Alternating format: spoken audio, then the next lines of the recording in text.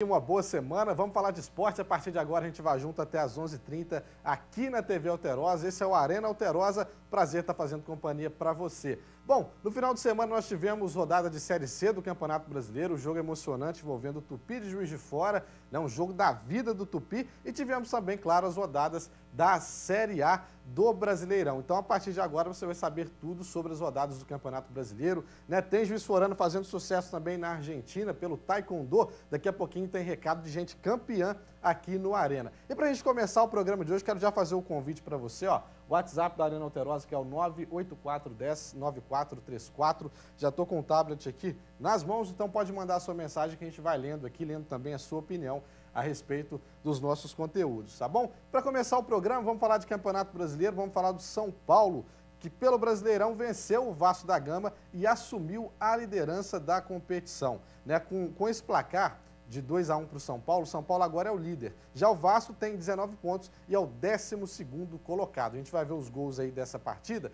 né? E só lembrando que o Vasco da Gama agora, ele entra em campo após, né, essa derrota para o São Paulo pelo Campeonato Brasileiro no domingo, e o compromisso vai ser contra o Palmeiras. Mais uma pedreira, mais um time paulista pela frente, né? E só lembrando que o Vasco da Gama também vai ter um desfalque, que é o do zagueiro Gustavo. Agora sim, os gols, vamos ver? Cruzamento do Éder Militão pela direita e o Rojas entrou dentro da grande área ali para fazer o primeiro gol do São Paulo. Aproveitou o bate-rebate, acabou que a bola, né, bateu nele para abrir o placar. São Paulo 1, Vasco da Gama 0. A gente está vendo a comemoração do time paulista e agora o Pikachu, que vem sendo o destaque, né, do Vasco da Gama nesse Campeonato Brasileiro, vai empatar. Jogada em profundidade e em velocidade, o Pikachu, que é muito rápido, aproveitou o bom passe para poder empatar, deixar tudo igual. 1-1, São Paulo e Vasco. Só que aí no finalzinho, olha só, jogada pela esquerda, o Everton também muito rápido, né? Veloz, ganha jogada pela esquerda, faz o cruzamento para a área e aí sai o segundo gol do São Paulo, né? São Paulo 2, Vasco da Gama 1, e com essa vitória, como a gente disse, o São Paulo assume a liderança do Campeonato Brasileiro. Lembrando você mais uma vez, Vasco da Gama com esse empate agora vai enfrentar o Palmeiras, né, joga em São Paulo, e o zagueiro Luiz Gustavo é o desfalque para essa partida. A novidade para o pessoal torcedor do Vasco da Gama é o seguinte: o zagueiro Leandro Castan, né, ele já pode atuar na próxima rodada, junto com o zagueiro Leandro Castan, o atacante Max Lopes, que já está um tempinho no Vasco, está treinando e pode estar pronto, já à disposição do treinador do Vasco para esse confronto no Allianz Parque. O São Paulo, que volta a liderar o Brasileirão, depois sabe de quantas rodadas? 115 rodadas. Olha só, a última vez que o São Paulo esteve na liderança do Campeonato Brasileiro foi em 14 de junho de 2015. Então o São Paulo volta a liderar e volta a campo também no domingo contra o Sport na Ilha do Retiro. Ainda sobre Campeonato Brasileiro, agora a gente vai falar sobre o confronto Grêmio e Flamengo, que foi o jogão de sábado, né? O Flamengo que perdeu a liderança. Olha só, Grêmio e Flamengo se enfrentaram, o Grêmio fez valer o mando de campo e venceu o rubro-negro pelo placar de 2-0. Vamos ver os gols. 3 dias depois de se enfrentarem pela Libertadores, Flamengo e Grêmio voltaram a campo na Arena, mas dessa vez pelo Campeonato Brasileiro. O time da casa, jogando com reservas, teve a chance de abrir o placar numa cobrança de pênalti. Jael foi para a bola, mas Diego Alves defendeu. O Grêmio insistiu e marcou. Jael, de cabeça, aos 46 minutos do primeiro tempo, se redimiu.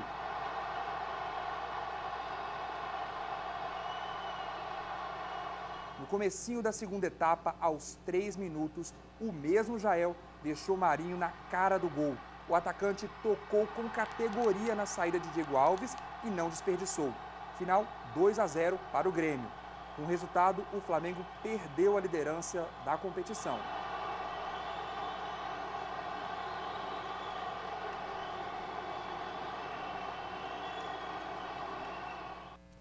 Que agitação do Marinho, hein, rapaz? Derrubou até a placa de publicidade ali, né? E só lembrando que com esse resultado, né, a vitória do Grêmio, o Grêmio sobe para a 3ª posição com 30 pontos. E a equipe ainda pode ser ultrapassada pelo Internacional, né, o Inter e Atlético Mineiro, que se enfrentam hoje à noite no Independência. Já o Flamengo, com 34 pontos, perdeu a liderança para o São Paulo e na próxima rodada, lembrando, ao Grêmio enfrenta o Vitória novamente, né, na Arena Grêmio, e o time carioca, o Flamengo, volta ao Maracanã para encarar o Cruzeiro no domingo, jogo que acontece às 11 da manhã, né? Esse horário diferente né, volta a acontecer no Campeonato Brasileiro, tá bom? E aí os recados já começam aqui no WhatsApp do Arena. Olha só, o Pedro Gomes está perguntando se eu acho que o Flamengo merecia ter saído da liderança.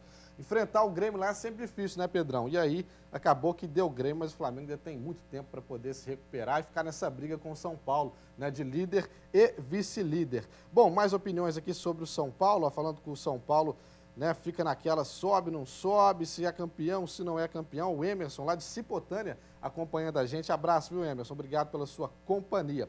Ainda no Campeonato Brasileiro, outro time carioca que entrou em campo no final de semana, ontem, né, à noite, foi um dos últimos jogos aí da rodada, foi o Fluminense. O Fluminense ficou no empate com o Bahia em 1-1 e temos também os gols para mostrar para vocês. Olha só, o Fluminense vai abrir o placar com o atacante Pedro, que vem sendo o destaque do tricolor nesse campeonato, é o artilheiro, né, do Brasileirão. Olha só que golaço que o Pedro vai marcar, ó. Dominou, girou e aí só tirou do goleiro do Bahia, fazendo o Fluminense 1-0. Está lá comemorando e tem motivo de sobra para comemorar o grande Pedro, centroavante do Fluminense, marcando esse gol aos 20 minutos, né, da primeira etapa. Fluminense 1, Bahia 0. Só que aí o Bahia, né, vai com tudo para cima do Fluminense, uma pressão enorme, né, e aí no finalzinho é recompensado. O Edgar Júnior, de cabeça após o cruzamento da direita, deixa tudo igual. Gol marcado aos 36 minutos do segundo tempo. Então tudo igual, Fluminense 1, Bahia também 1. O público, olha só, 16 mil pessoas estiveram presentes nessa partida, né, acompanhando o jogo que foi no Maracanã,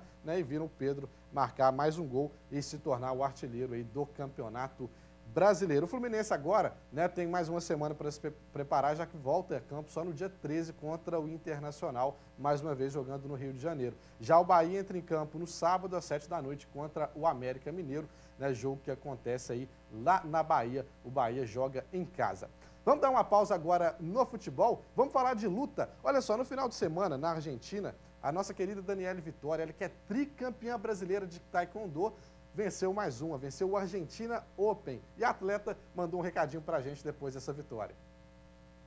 Fala pessoal da Arena Alterosa, gostaria de agradecer muito a todos, por toda a torcida. Estou aqui na Argentina, acabei de ser campeã do Argentina Open e gostaria de agradecer imensamente a todo o carinho, toda a torcida, todo o apoio. Um beijo. Outro beijo para você, Daniele. Parabéns por mais uma conquista. Como eu disse, né? Tricampeã brasileira de taekwondo e agora mais uma bela conquista, vencendo o Argentina Open. Muito sucesso para você. E aproveitando que a gente está falando de luta, olha só, para quem curte o UFC, chegou a hora de a gente separar agora os homens dos meninos, né? O UFC também divulgou no final de semana os próximos eventos da modalidade. E aí quem roubou a cena, como sempre faz, né, nas encaradas, é o americano Nate Diaz. Ele que está de volta, o polêmico lutador lá da Califórnia, vai enfrentar agora o Justin Poirier no UFC 230, que acontece dia 3 de novembro em Nova York. E aí, para a turma que gosta da luta, que gosta das encaradas, para você já sentir esse clima dos próximos eventos do UFC, vamos assistir as encaradas.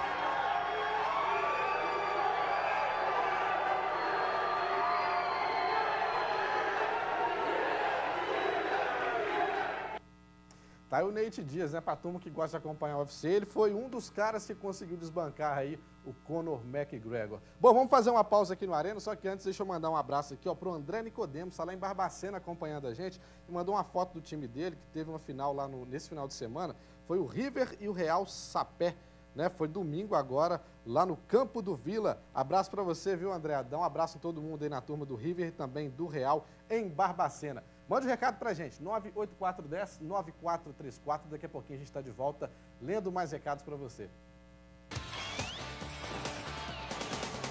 Muito bem, de volta com o Arena Alterosa. Olha só, novidade para você, né, que está com saudade, está com ressaca aí da Copa Alterosa de Futebol Adulto. Já foram definidas, na verdade, as chaves, né, os grupos da Copa Alterosa Sub-20. Nós temos aqui para mostrar para vocês quem, né, estão participando dessa fase da competição. Vamos ver os clubes. Olha só, são 12, né, divididos em 3 grupos.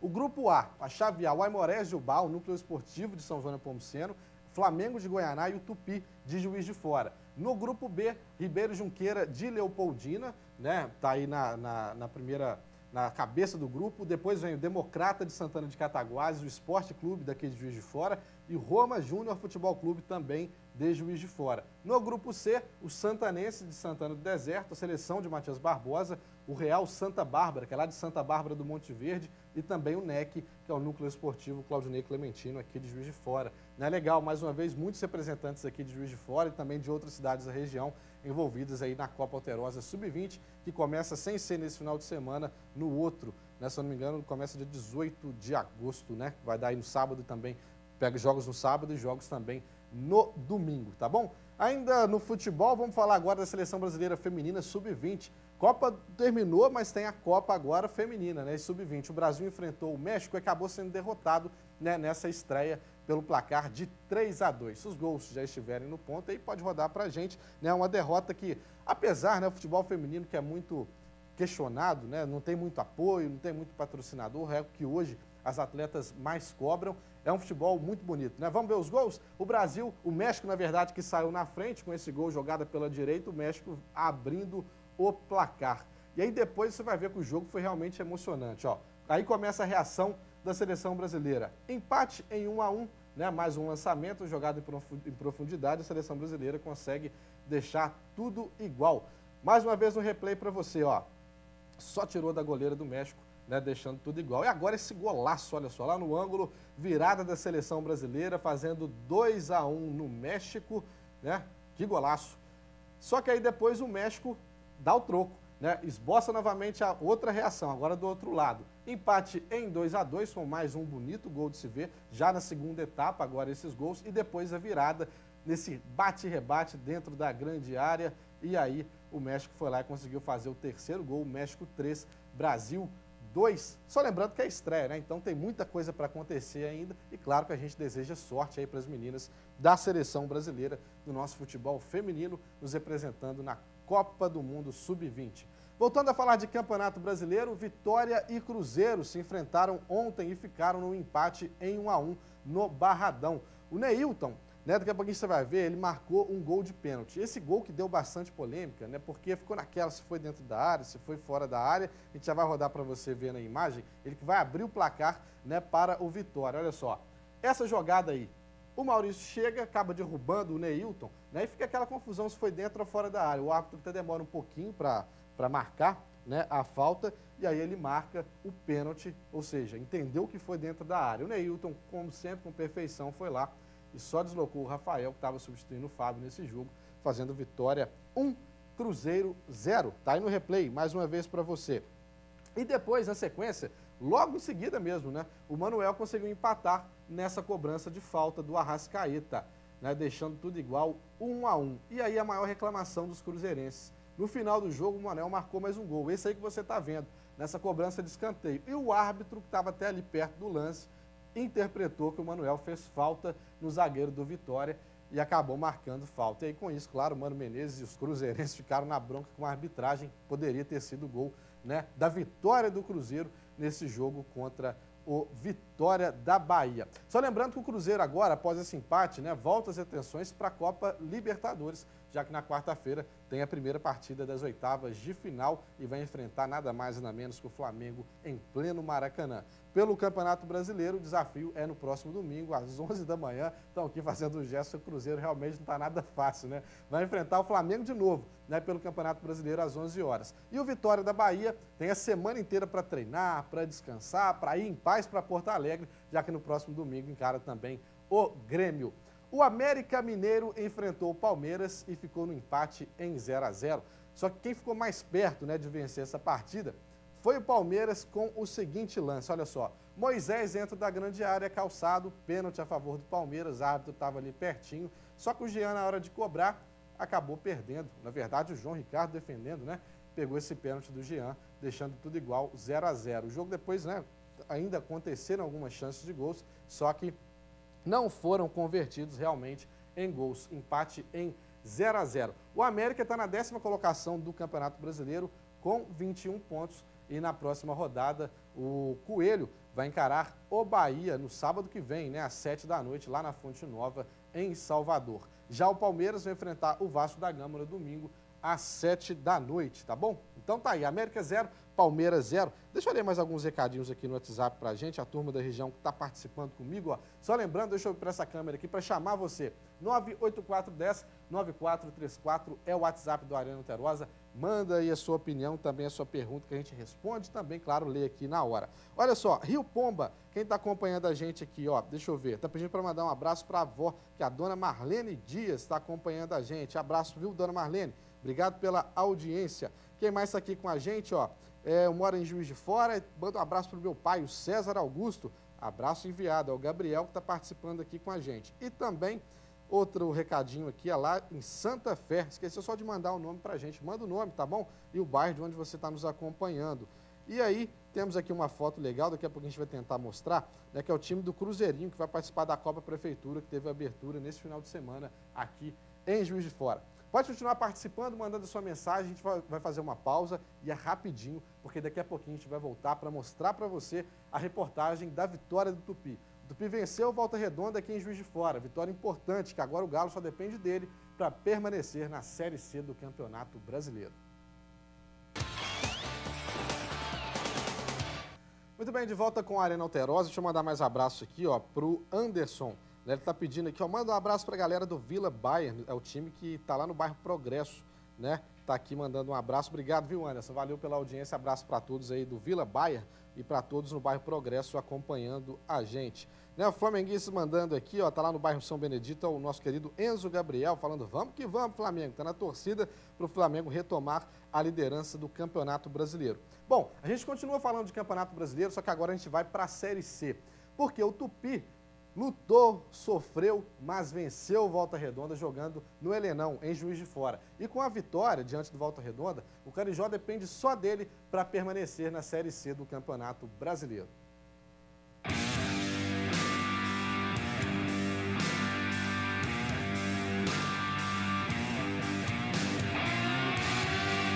A partida terminou 2-1 para o Tupi. O placar sozinho não chega nem perto de dar uma ideia de como o jogo acabou. Foi com muito drama. Até os 49 minutos do segundo tempo, a partida estava empatada e o Carijó em situação bem complicada. Mas Diego Luiz garantiu essa vitória. Foi de pênalti. A falta dentro da área foi depois de um empurrão por trás. Os jogadores comemoraram a marcação, mas ainda faltava converter a oportunidade. A responsabilidade, né? Mas eu treino, trabalho, tenho a confiança em todo meu companheiro, do professor Ailton nem se fala. Então fui tranquilo para a bola, defini o canto ali e pude fazer o gol e ajudar a equipe, que é o mais importante. Rapaz, não é fácil não. Eu não sabia que a luta ia ser tão árdua.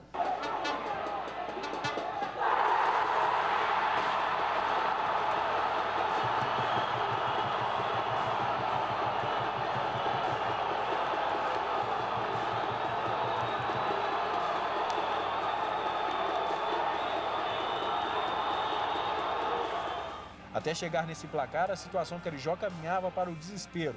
O Volta Redonda teve jogador expulso depois de entrada dura e só o goleiro Vilar ficou no campo de defesa.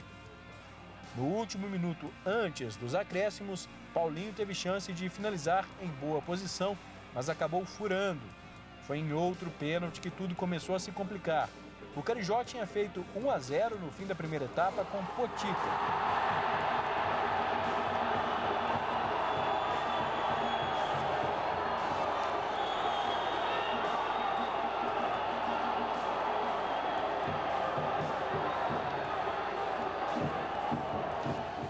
Só que aos 17 do segundo tempo, o árbitro marcou pênalti e ainda deu cartão amarelo para Sidmar.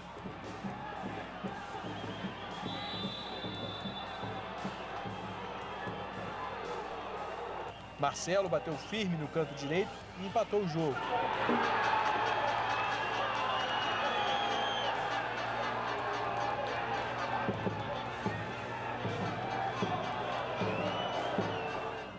No fim das contas, deu tudo certo e o alívio de só depender das próprias forças deixa a semana mais tranquila. Quando você faz é uma delícia, mas você tomar é uma tristeza. Eu sei o que eles devem estar passando, mas falei para eles que o momento, nesse momento, é de alegria.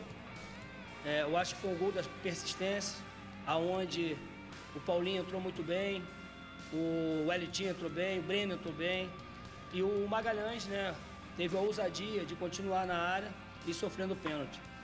E o Diego, né, um jogador que eu sempre acreditei, teve a personalidade de bater, porque a gente põe no quadro, quem bate seria o Reis não estava, depois tem o Potito, não estava, e ele assumiu e fez o gol. Eu acho que isso foi muito bom, isso é muito bom, mas a gente sabe que ainda não terminou. Mas nem tudo são flores para o Tupi. A realidade ainda é brigar para não cair.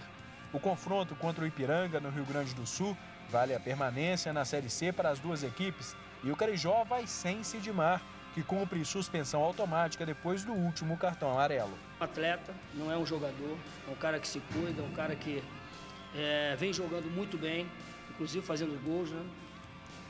Mas a gente tem o Matheus. Futebol é isso, tem que estar preparado. Já falei, Matheus, e aí, está preparado? Preparadíssimo. Então a gente vai fazer uma semana aí boa.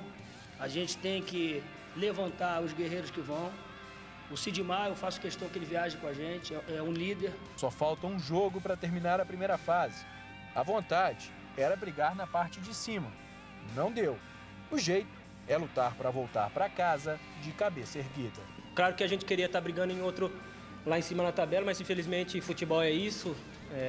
Então vamos lutar agora para tirar o time dessa situação. Vai ter uma luta tremenda lá em Erechim e a gente tem que batalhar mais do que foi hoje para que a gente possa conseguir deixar o Tupi na Série C.